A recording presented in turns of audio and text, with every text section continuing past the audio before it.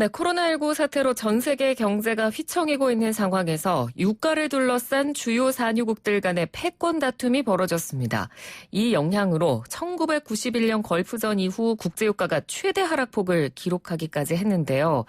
안 그래도 코로나19 관련 팬데믹 상황으로 어려운 세계 경제가 유가 전쟁이라는 변수까지 견뎌내야 하는 상황이 됐습니다.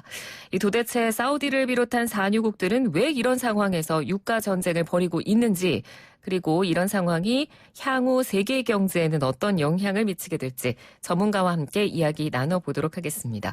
연세대학교 경제학부 성태윤 교수 전화로 연결돼 있습니다. 교수님 안녕하십니까? 네, 안녕하십니까? 예. 먼저 좀 상황을 순서대로 정리를 해보면요. 이 코로나19에 대비해서 주요 산유국들이 감산에 관련한 협상을 진행을 했습니다. 근데 지금을 보면 감산이 아니라 오히려 원유를 증산하는 상황이 돼버렸거든요. 이게 왜 이렇게 된 건가요? 일단 이제 최근에 그 증산이 산유국들에서 이루어지면서 일단 금융시장이 폭락을 했고요. 그 과정을 살펴보면 이렇습니다. 이제 신종 코로나 바이러스 확산에 따라서 경기 침체 우려가 반영이 되어 있었고, 이게 실물 경기 어려움이 금융시장의 위험으로 번지고 있었는데, 이때 이걸 촉발시킨 것이 산유국들이 증산 발표를 한 것이거든요. 근데 최근에 보면 증산을 할 만한 상황은 아니라고 할 수 있겠습니다. 그럼에도 불구하고 왜 이런 상황이 벌어졌냐 하면 러시아하고 사우디하고 갈등이 있었습니다. 이 원유 생산량을 어떻게 조절할지에 대한. 근데 이 갈등이 본격적으로 심화되면서 결국은 최종적인 결정은 감산이 되는 게 아니라 증산으로 결정을 됐고요. 그 과정에서 이제 상황이 악화된 것으로 보시면 되겠습니다. 네. 이게 유가 폭락을 이제 결국은 만들어냈고요. 유가 폭락이 예견되니까 세계 경제의 디플레이션 우려도 커지고, 특히 미국의 이제 셰일가스들이 있는데, 셰일가스 회사들의 수익성이 나빠질 것으로 예측이 되면서 미국 증시를 폭락시키는데도 상당한 영향을 주게 됩니다. 이제 결정적으로는 오펙이라고 부르는 석유 수출국 기구가 있고요. 러시아 등 주요 산유국이 참여하는 이제 오펙 플러스라고 보통 부르는 협의가 있는데, 여기서 이제 감산 논의에 실패한 것이 결정적이다, 이렇게 볼 수 있겠습니다. 네. 그러니까 감산 논의가 이렇게 실패를 했고, 그러니까 사우디가 감산 주장을 뒤집고 산유 능력을 앞으로 이제 대폭 늘리겠다, 이렇게 이야기를 했는데, 그럼 얼마까지 늘리겠다고 한 건가요? 일단 이제 사우디아라비아의 국영 석유 회사가 있습니다. 아람코인데요. 여기서 지속 가능한 최대 산유 능력을 현재 하루에 한 1,200만 배럴에서 100만 배럴 정도 더 높여가지고 1,300만 배럴 정도로 상향하기로 했다고 발표를 했습니다. 물론 이제 요 자체는 한 8% 뭐 9% 이 정도로 생각을 하실 수 있으니까 뭐 이것도 큰 거긴 하지만 정말 클까 이렇게 생각을 할 수 있는데, 이미 그 4월부터 1일 그 발표를 하기 전날에 4월부터 1일 산유량을 현재 970만 배럴에서 1,200만 배럴로 늘린다고 예고한 상태에서 다시 발표를 한 거거든요. 그러니까 2월에 비해서는 거의 한 27%. 거의 30% 육박하게 늘린다고 한 거니까, 실제로 사우디가 국제 석유 시장에서 차지하는 매우 중요한 역할을 고려할 때, 그리고 여기서 이제 3분의 1 정도를 늘린 거에 가깝기 때문에 실제로는 원유 증산이 상당히 이루어질 것이다라고 우려를 할 수밖에 없게 됐고, 그게 석유 가격의 폭락으로 이어진 것이 되겠습니다. 네. 이렇게 사우디가 이런 시점에서 대폭 증산을 결정하게 된 여러 가지 이유가 있겠죠? 몇 가지가 있습니다. 이제 첫 번째는 3월 말로 원래 이제 감산 시한이 있었습니다. 근데 이제 3월 말로 감산 시한이 끝나는데요. 즉시 4월부터 산유량을 늘리겠다, 이렇게 이제 결정을 한 것이고요. 그 이유는 이제 중요한 것 중에 하나가 사우디가 감산을 한 이익을 주로 러시아가 보고 있다는 것이 되겠습니다. 이제 왜냐하면 서로 이 감산을 하는 이유는 생산량을 줄여서 가격을 올려서, 국제 석유 시장에서 가격을 올려서 공급하는 국가들이 이익을 얻기 위한 부분이 되겠습니다. 근데 가장 좋기로는 다른 나라가 감산을 하고 자신은 감산을 안 해서 가격 올라간 혜택만 보는 게 사실 제일 좋은 거거든요. 개별 국가 입장에서는. 그러니까 러시아 측에서 계속해서 감산 약속을 한 다음에 감산 약속을 충분히 지키지 않고 그로 인해서 말하자면 감산을 통해서 가격을 올리는 부담은 사우디가 지고 그 올라간 가격의 이득은 러시아가 향유하고 있다라는 게 이제 사우디의 인식이 되겠습니다. 그래서 이제 그 부분에 대해서 일종의 뭐 보복이라고 할 수도 있고요. 그 부분을 시정하다라는 요청이 될 수도 있고 이제 또 하나는 지금 세계 경제 자체가 가라앉고 있기 때문에 이 저유가 국면이 어느 정도는 좀 불가피하다라고 볼 수 있겠습니다. 이제 유가가 전반적으로 어차피 떨어질 테니까 그런 상황에서는 시장 점유율을 높여서 석유 물량을 많이 파는 게 중요할 수 있다. 그렇죠. 이렇게 생각을 할 수 있고 이제 이런 부분들이 사우디아라비아와 러시아가 과거에는 유가가 떨어지려는 순간마다 협조해서 유가를 높여왔는데 그 사실상의 공조가 이번에 깨어진 것으로 볼 수 있고 이게 금융시장에 상당한 충격을 준 것이 되겠습니다. 그렇군요. 그러면 이제 사우디 자체에 좀 초점을 맞춰서 보면 사우디가 어찌됐건 산유 능력을 거의 풀가동을 시키는 거 아니냐 이런 평가가 나왔는데 이렇게 산유 능력을 풀가동을 시키면 사우디아라비아의 어떤 그런 경제 타격은 없을지 지속 가능하게 이렇게 풀가동을 계속할 수 있는지 이 부분도 좀 의문이거든요. 네, 중요한 질문이신데요. 이제 사우디 입장에서는 이렇게 보시면 되겠습니다. 어차피 세계 경제가 부진해서 저유가가 불가피하다면 아예 생산량을 늘려서 대응하는 게 나을 수 있다. 왜냐하면 이제 사우디 입장에서는 러시아도 사실은 그런 비슷한 입장을 가질 수 있는데요. 생산 단가가 다른 산유국들에 비해서 좀 낮은 나라입니다. 네. 그러니까 유가가 좀 떨어지더라도 물량을 늘려서 시장 점유율을 높이는 게 경제적인 타격을 좀 줄일 수 있다라고 이제 생각을 할 수 있고요. 이제 그런 부분들이 작용을 했을 것으로 판단을 합니다. 그래서 오히려 물론 사우디도 그렇다고 해서 이익을 본다기보다는 좀 이제 손해가 어차피 불가피하긴 하고요. 이제 특히 타격을 입는 나라들이 이제 이란 같은 나라들 또는 베네수엘라나 나이지리아 같이 사우디아라비아나 이제 시베리아산 러시아에 비해서 원유 생산 단가가 좀 높은 국가들이 있습니다. 이런 나라들이 아마도 가장 타격을 입을 수 있다고 보고요. 또 실제로 지금 국제 금융시장이 불안해지고 있는 또 미국 주식시장도 불안해지고 있는데 이거는 미국의 셰일가스 산업들이 더 타격을 많이 입을 것으로 생각합니다. 그러니까 사우디 경제에도 타격은 있겠지만 실제로 다른 나라들이 더 타격을 입을 것으로 생각하는 거죠. 왜 이 미국의 셰일가스 산업이 이제 중요한 타격을 받게 되냐 하면 이 셰일가스는 생산 단가가 사우디아라비아나 이제 다른 나라들에 비해서 훨씬 높습니다. 그래서 유가가 하락하게 되면 채산성이 떨어져서 사실상 생산을 중단해야 되거든요.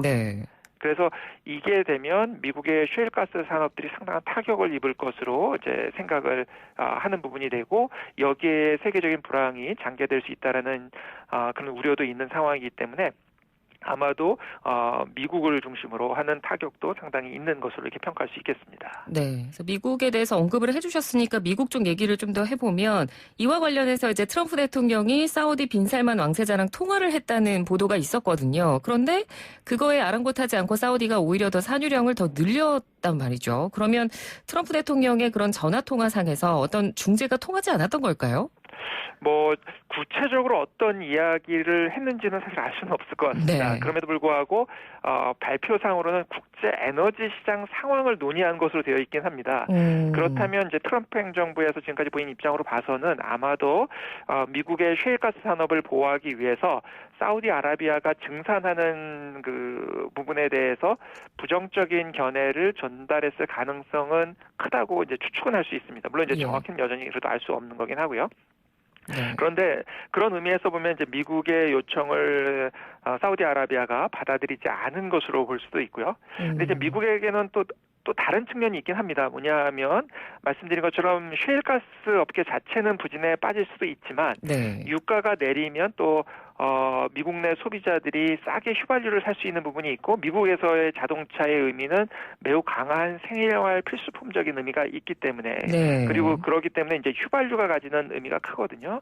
그래서 이 부분에 대한 측면도 실제로는 또 있어서 트럼프 대통령이 어느 정도까지 세게 이야기했는지는 저희가 정확히 알기는 좀 어렵고 미국의 경우에는 실제로는 셰일가스 산업에 의한 충격과 함께 소비자들에게 도움이 되는 측면도 같이 있다. 이렇게 이해할 수 있겠습니다. 네.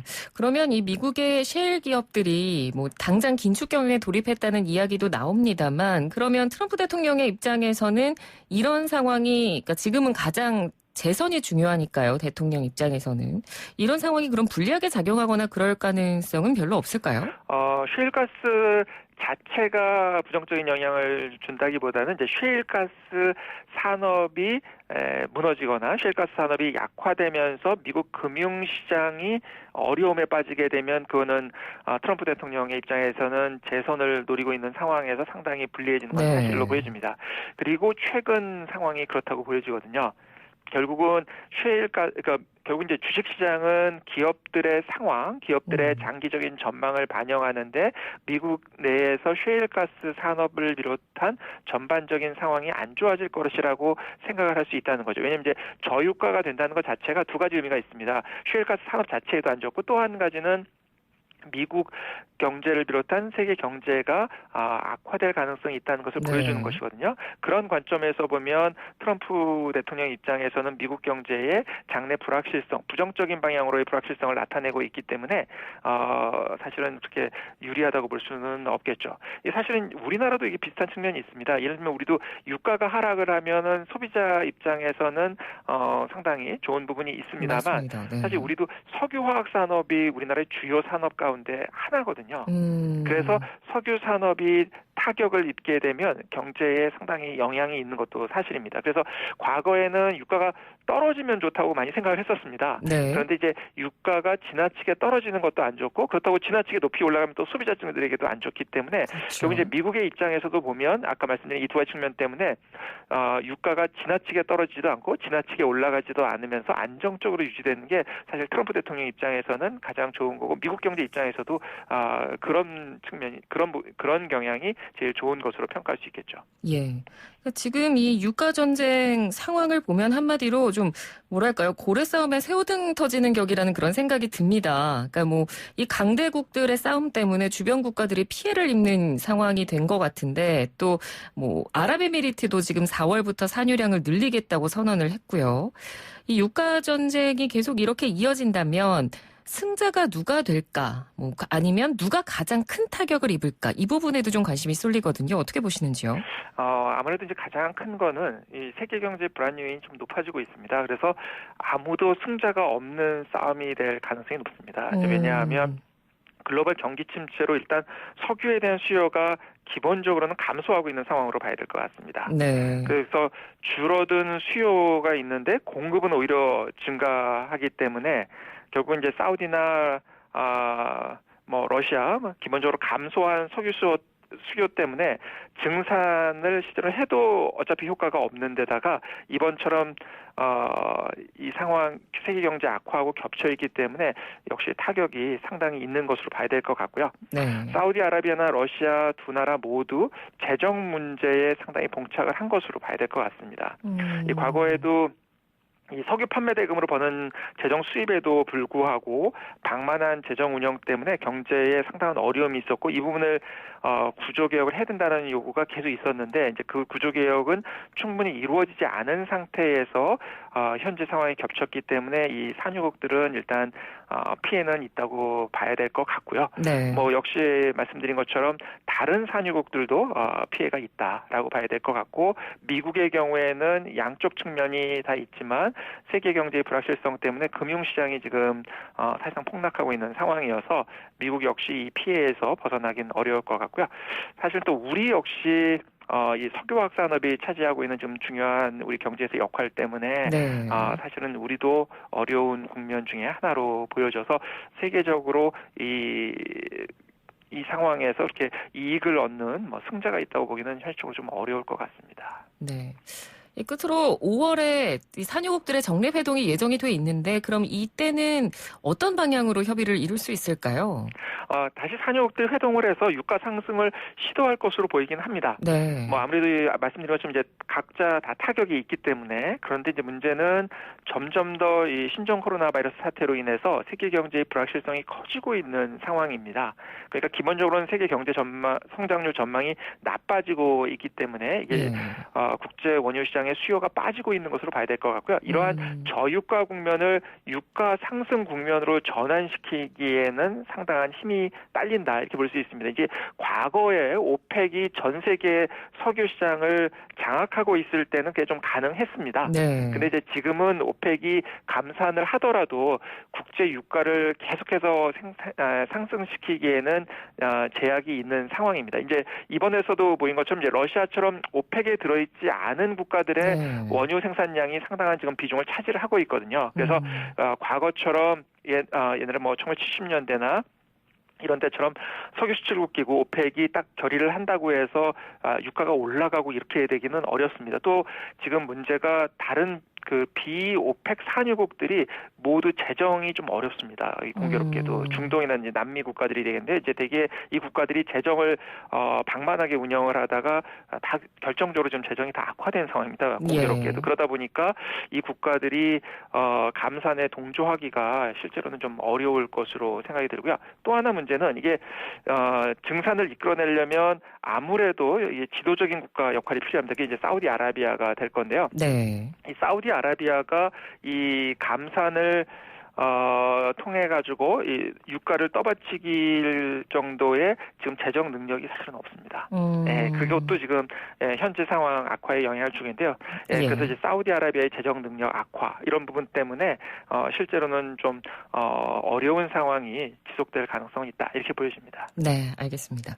오늘 말씀 잘 들었습니다. 고맙습니다. 네, 감사합니다. 네, 지금까지 연세대학교 경제학부 성태훈 교수와 이야기 나눴습니다. 잠시 뒤 2부 이어가겠습니다.